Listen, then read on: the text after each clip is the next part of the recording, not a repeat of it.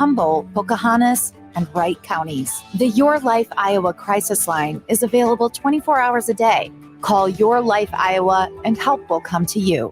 Divine Intervention is online at yourfortdodge.com, on Twitter at jmike1400. That's right. You can always join the program by calling 515-955-1400. That's 955-1400. Greg Hora is our guest. Again, past president of the Iowa Pork Producers and permanent president of the Webster County Pork Producers, and a longtime contributor to this show. And Greg mentioned that you can see us, and you certainly can.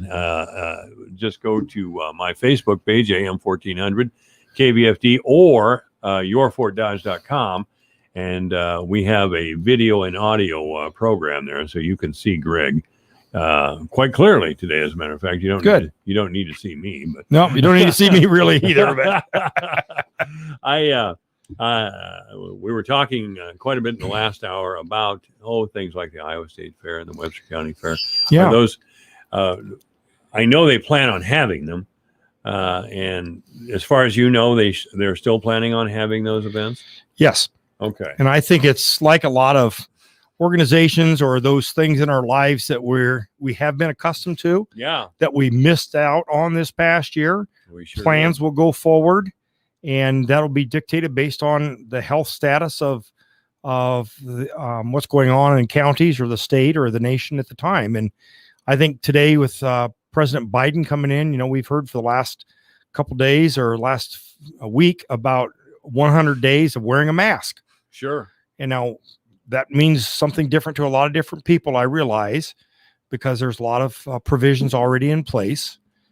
I'll tell you what, and you know what I'm about to say. I went from a rather casual attitude about masks until I got real sick, and now I urge everyone to put on a mask. I understand the arguments both sides, but I'll tell you, I don't want to get your kids or grandkids sick, right? And I don't want you getting my kids sick. Yep. And the chances that ever happens are reduced dramatically when you wear a mask. Now, a mask is a pain in the neck. I was out at the hospital today walking around. Of course, I wear glasses. My glasses gets all fogged up. But I think it's a civic duty, frankly, to wear a mask. I do. Yeah. Well, another level of protection. I think that's personal responsibilities. But you asked in the first segment, we're talking about some county activities. And we do, as a county pork producer group, have one grilling lined up for this summer, which perhaps you will come down to because it's for veterans. Swinging for soldiers. So it's a golf outing. Okay. Down in Gowrie. And as county pork producers, we're not hosting the event. There's a young lady that actually was from the Gowrie area. Yeah. It's one of her philanthropies that she is involved with. I think the young lady's in her mid-20s.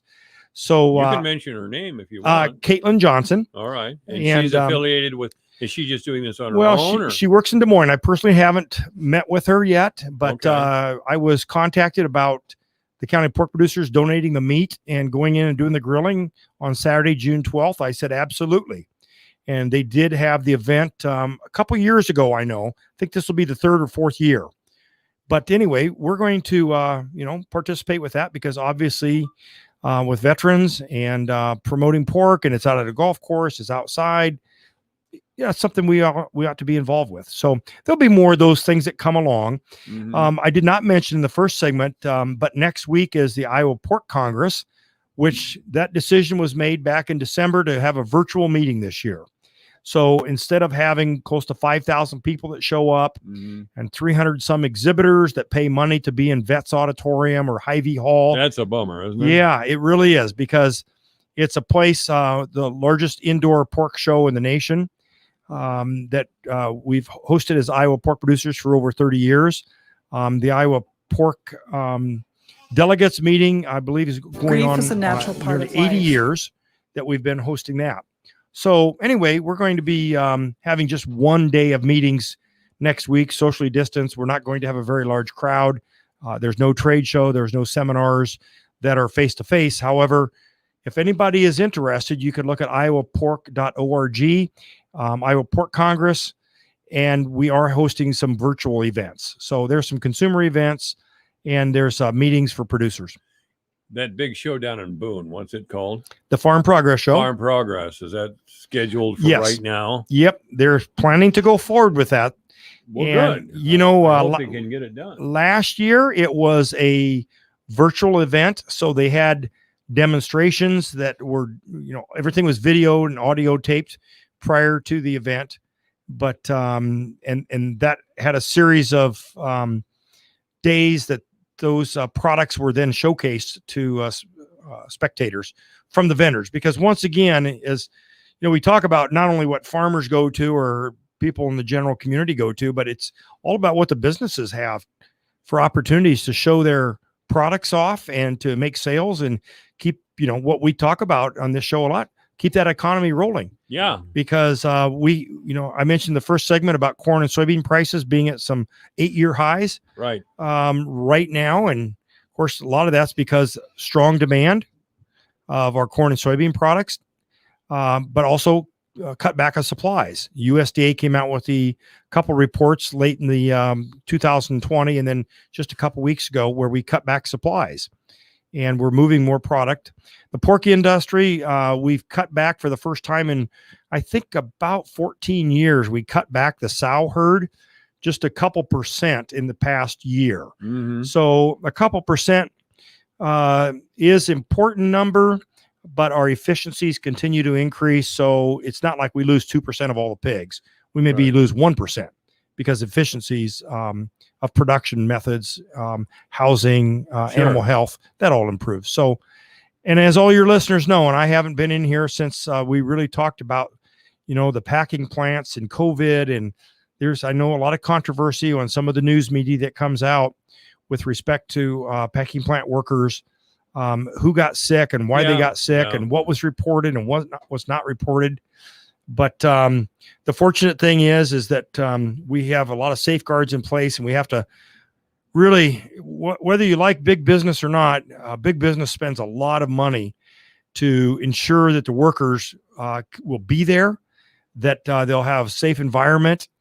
And that definitely took place in the integrated systems of pork processing and beef processing, with safeguards within the plants. Sure. A little bit more social distancing, but which is very difficult because of the space that's required to process animals.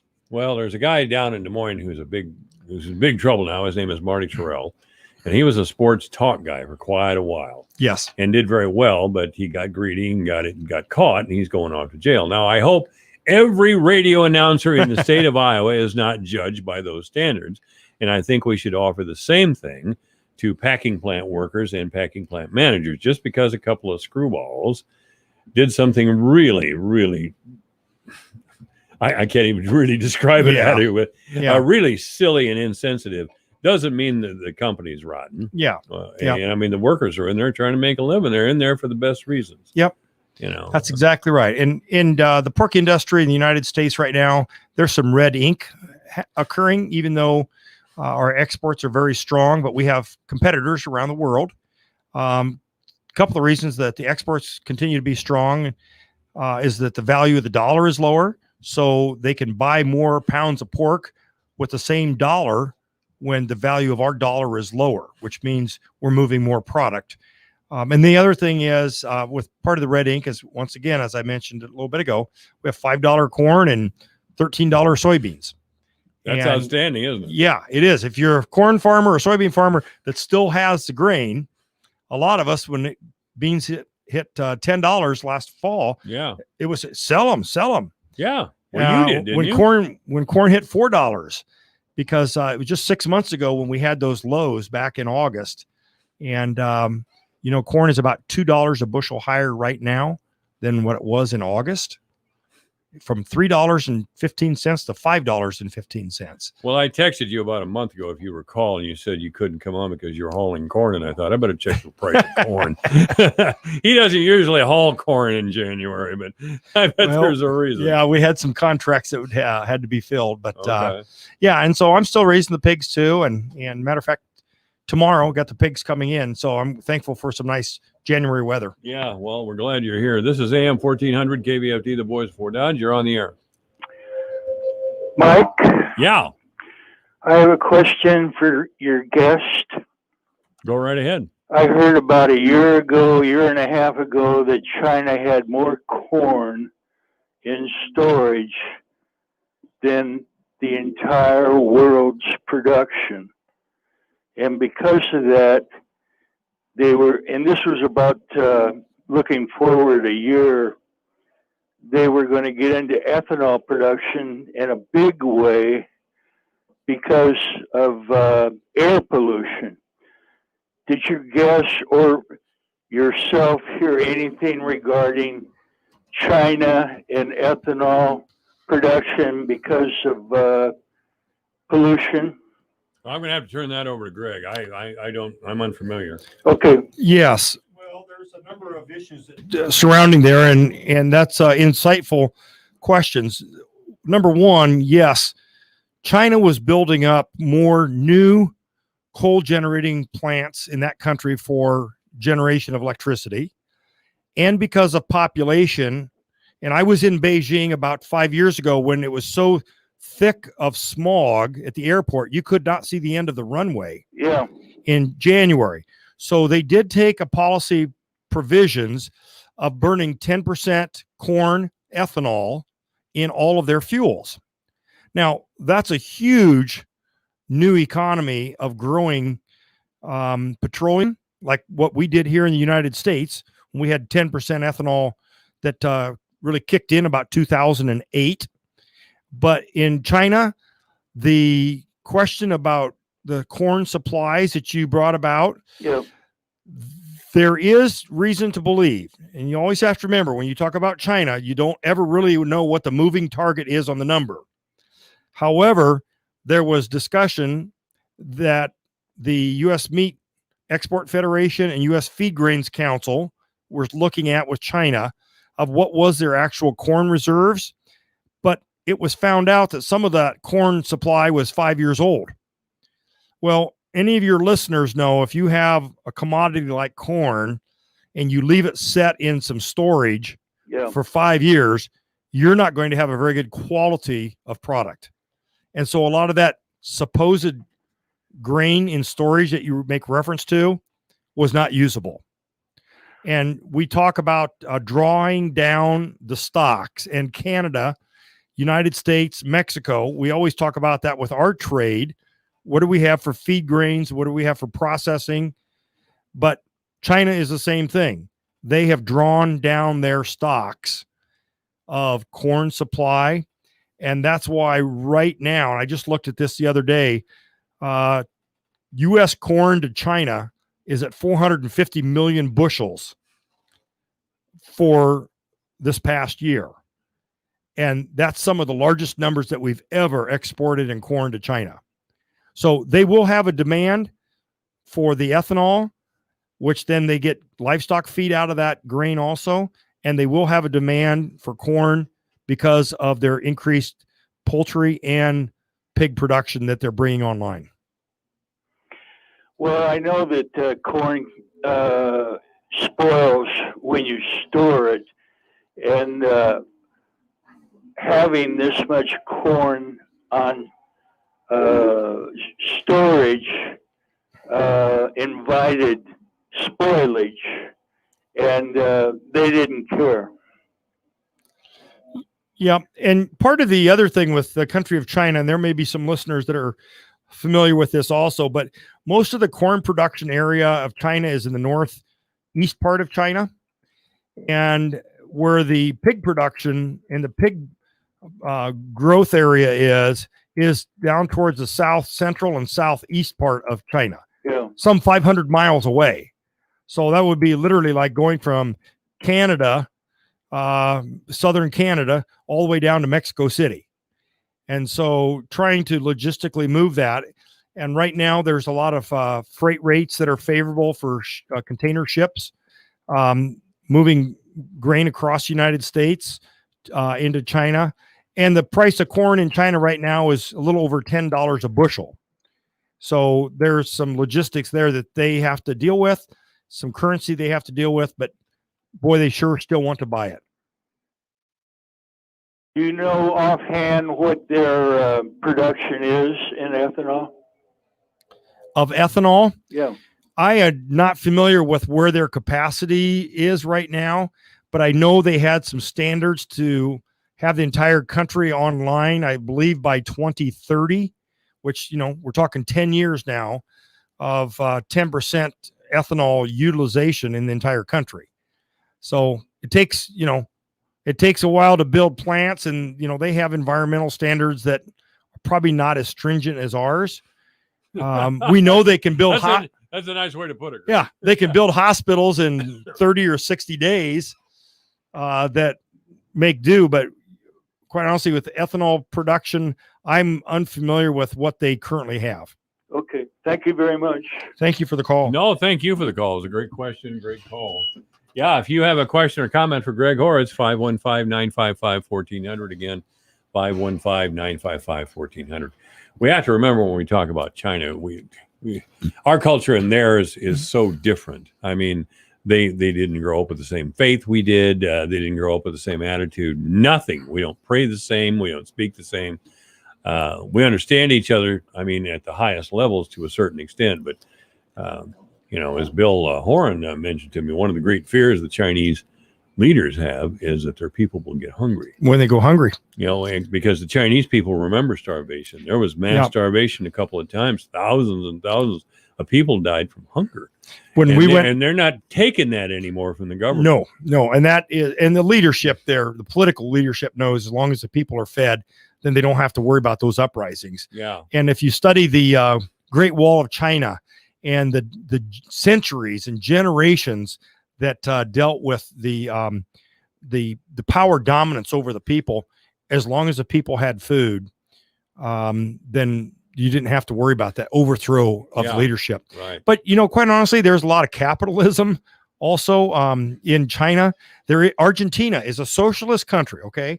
When we talk about South America and agriculture, it's a big deal right now to U.S. farmers. Right. South America is.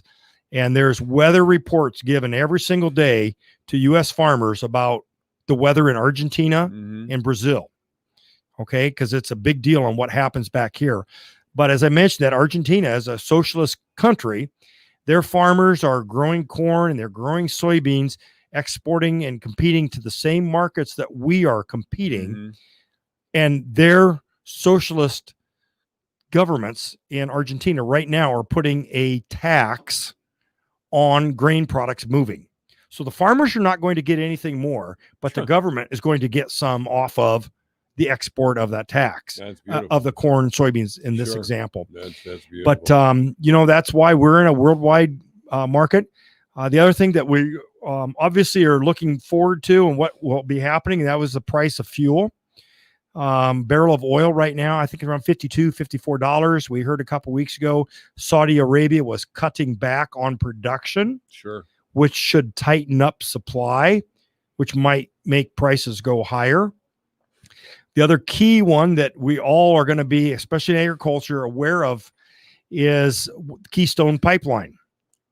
Yeah. And the XL pipeline from Canada, which is the southern areas of Canada, have pipelines coming into them. And because of the production capacity of crude oil in Texas, oil and that Keystone Pipeline, XL pipeline, I should call it, was going down through, like North Dakota, South Dakota, Nebraska, Texas, Oklahoma, going down there. And it was going to be 800,000 barrels a day. Right. Now, if the new administration makes some changes of that, they no doubt will, then that's going to have some repercussions on capabilities of U.S. companies processing crude oil in partnership with Canada originators who own it up there. And that it makes a difference in agriculture on some with fertilizers and some other fertilizer products that the United States also uses. So kind of interesting times that will continue to occur just because of a change of administration and thought processes with environment and other things of that nature. Well, I follow the Keystone thing pretty extensively, and I even talked with some people from Keystone and XL both, but Keystone. And for quite some time, this was not controversial since we had so many pipelines already. Hillary Clinton, as Secretary of State, was working toward permitting Canada to run oil through a pipeline across our country. But the environmentalists showed their power. They organized and they decided to take a stand against pipelines everywhere. Yep. And they have, as a matter of fact. And because California, especially in the San Francisco area, that's what makes Nancy Pelosi so powerful. There are a lot of billionaire environmental people up there. Yep. Tom, whatever his name was, who ran for president. What the heck was it? Is that Wang? No. Andrew Wang. No, I liked him. Yeah. Well, you know what's different now, though, is that agriculture is being looked at as the solution to some of these environmental issues. And that word is carbon credits. Because even the company that I'm speaking about from Canada that is wanting to pump 800,000 barrels a day down to Texas to be processed for U.S. citizens and consumers, but also for export. The fact is that they're also going to be getting into wind and solar power to the tune of, billions of dollars, spending billions of dollars so that they could be a carbon neutral company. Mm-hmm. And right now, under the Trump administration and also under the Biden administration, I think our new Secretary of Agriculture, which I'm in favor of, Tom Vilsack, is going to be very good with helping farmers get paid some credits with some of this renewable products that we have, which is crops and cover crops and other things of this nature that we as agriculture can help offset some of those credits that these major companies need to utilize. And they obviously have pollution. Okay, just face it. There's part of that. Anybody that drives a car, you're creating pollution. Sure. What are you going to do to help offset that? And agriculture is going to be really looked at as part of the solution of this. And I think all of us in agriculture are looking forward to be participating in that in the future. So let me see if I can sum this up. It should be a good year for pork production and corn growers, both. Should be. Yeah. I mean, we could never tell until this time next year, but no. As I said in the first segment, right now there's some red ink in the pork industry because of supplies are pretty heavy and prices are based on cost of goods. And, corn and soybean is the main cost of feed ingredients. About 60% of the cost of the pig is the feed, and that's higher. So we have to work through that. Just a couple of quick questions before you leave. And Greg Hora is our guest of the pork producers here in Webster County. Tom Vilsack's going to be our Secretary of Agriculture again. Is that good news as far as you're concerned? Yes. Yeah. There's been a lot of ag organizations have signed on early. And when some of that first words came out, I think I might have even been before Christmas. We're shepherding the forces to bring together, some understanding and workability and what's going to be good with what Sonny Perdue did and what Tom Vilsack, as he sat in that position for 8 years.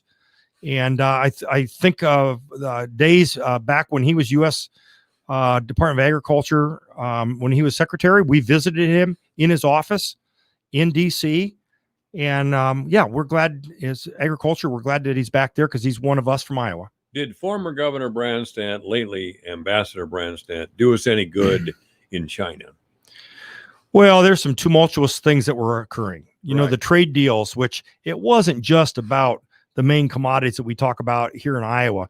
A lot of it had to do with intellectual property.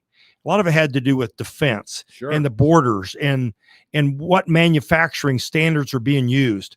The mask that I just took off here a little bit ago, this is a mask we got probably back in August. We got a shipment of masks. You know where all these came from? China. Yeah.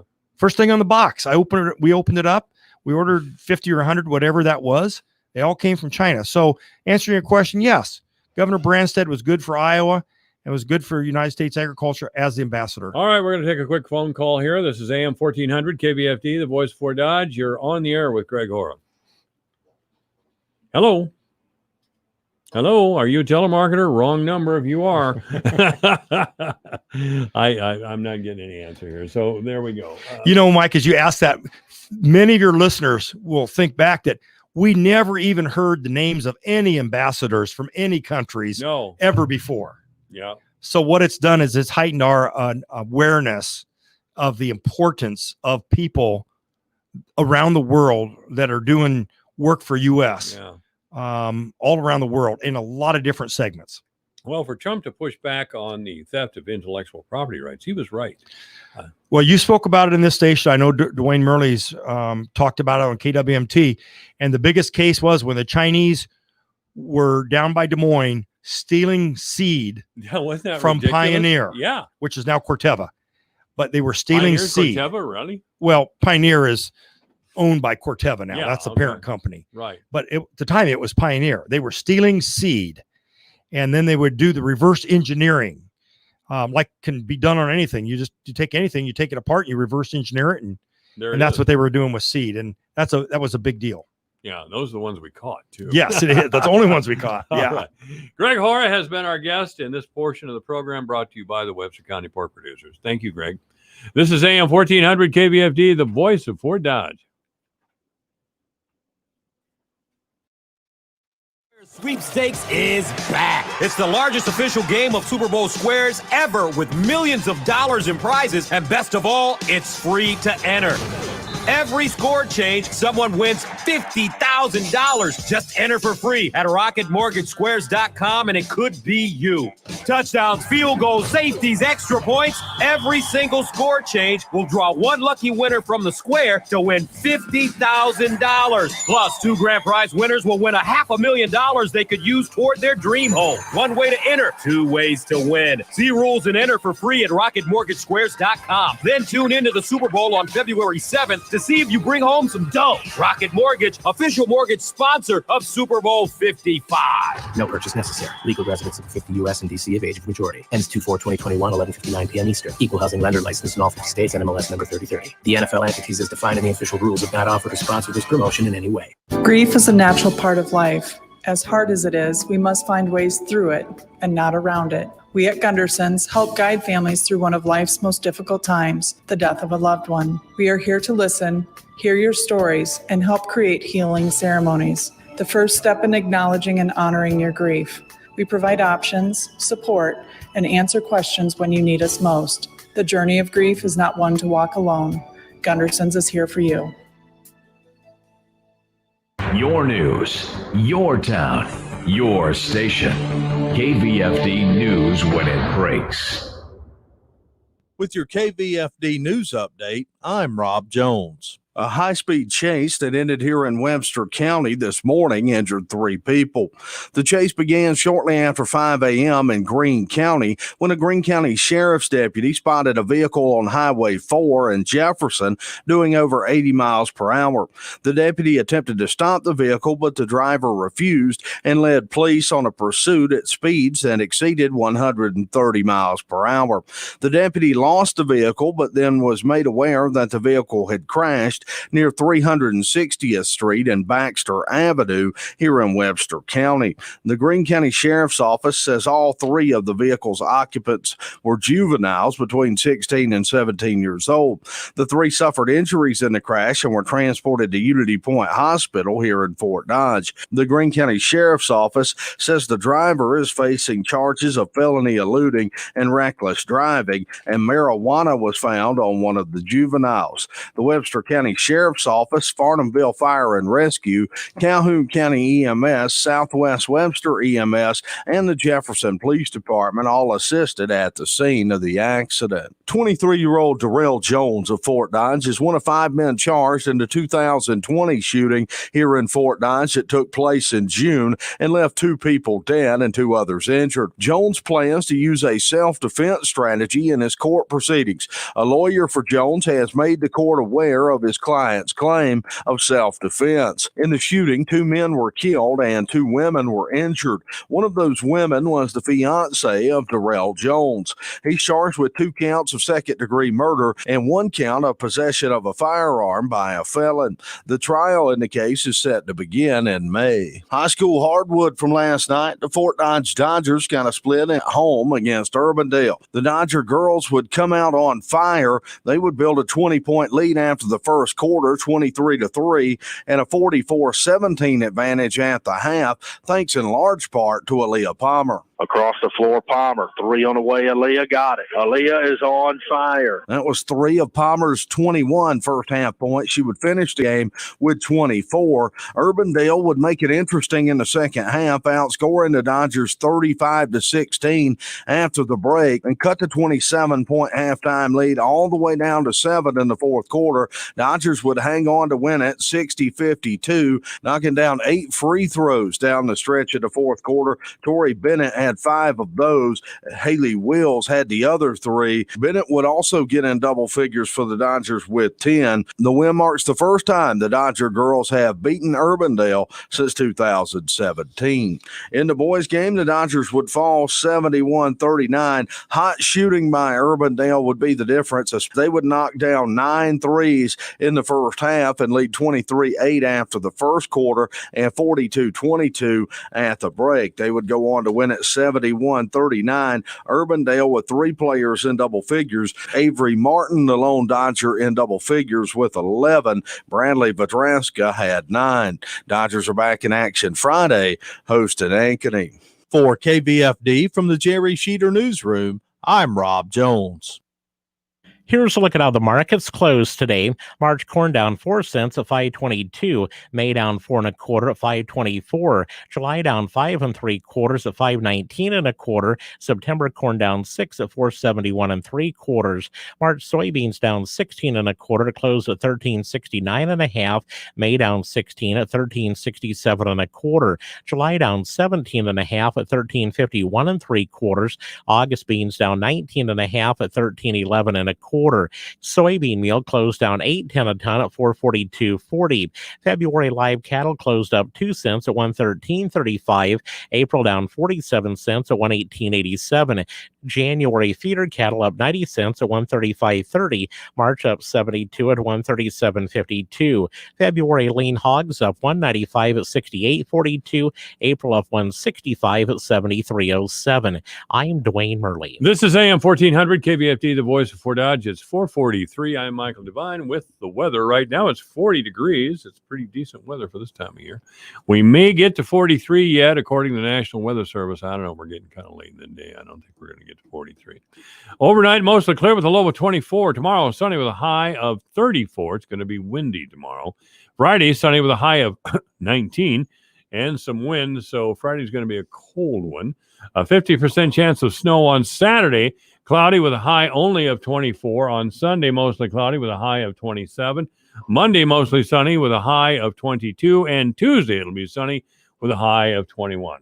Right now in town, once again, it's 40 degrees. Obituaries this hour brought to you by the historic Bruce Funeral Home at 923 First Avenue South in Fort Dodge. You may contact the historic Bruce Funeral Home by calling 515-576-5117 or online at www.brucesfuneralhome.com. Mr. Edward Derrig has passed away. Mr. Edward F. Derrig Sr. has died. Services for Mr. Derrig will be held at 2 o'clock in the afternoon on Sunday at the First Church of the Nazarene, with the historic Bruce Funeral Home, attending the family. Obituaries this hour brought to you by the historic Bruce Funeral Home at 923 First Avenue South in Fort Dodge. You may contact the historic Bruce Funeral Home by calling 515-576-5117 or online at www.brucesfuneralhome.com. 444, 40 degrees at AM 1400 KVFD, the voice of Fort Dodge. I'm Liz Clayman, and this is the Fox Business Report. Stocks closing at record highs on upbeat corporate earnings results, and as Joe Biden is sworn in as the 46th president of the United States. The Dow rising 258 points, the Nasdaq up 260, S&P 500 up 53. And Alibaba stock spiked over 5% after its founder Jack Ma made his first public appearance since October after he criticized regulators and banks in China. Ma appeared during a video conversation with teachers. And Morgan Stanley is betting that DraftKings will report quarterly revenue that's 10% 10% ahead of forecast and called the company a pure play in the gambling industry. Shares of DraftKings closed up nearly 4%. And shares of United Health closed slightly lower after the healthcare company reported a smaller profit in the last quarter of 2020 as costs related to COVID-19 testing and treatments hurt its bottom line. That's your Fox Business Report. I'm Hillary Barsky, invested in you. With the new president, so much is happening in Washington. Now, millions are turning to Newsmax TV, your trusted news source. They're going online to Newsmax.com for breaking news and downloading the free Newsmax app on their smartphones. Newsmax TV is on all major cable systems. If you don't get Newsmax, call your cable operator or watch it free on Roku, YouTube, Apple TV, Xumo, Pluto, and smart TVs like Samsung and LG. Newsmax is real news for real people. Start watching today. Ready to create your own income with your own home-based business where there's no such thing as getting laid off?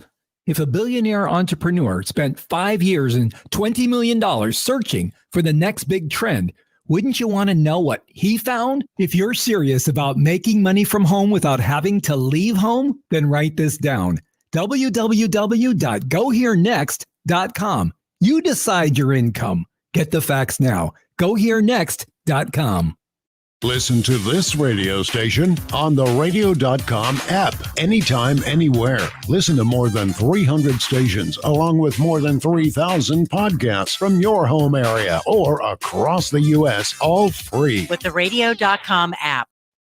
The importance of dicamba application training. Hello, I'm Megan Grebner with Managing for Profit on Brownfield, a content partnership with the Roundup Ready Extended Crop System. Once again, the EPA's dicamba approval includes a training requirement for anyone using the product. In this Managing for Profit, Mark Groth with Bayer Crop Science talks about one of the training options available to growers. We'll find out more on Brownfield right after this. I may never have met you. We don't go way back. Maybe we wouldn't even be friends if we did. But when you wear a mask, you have my respect. Because your mask doesn't protect you. It protects me. I wear my mask to protect you. Mask up, America.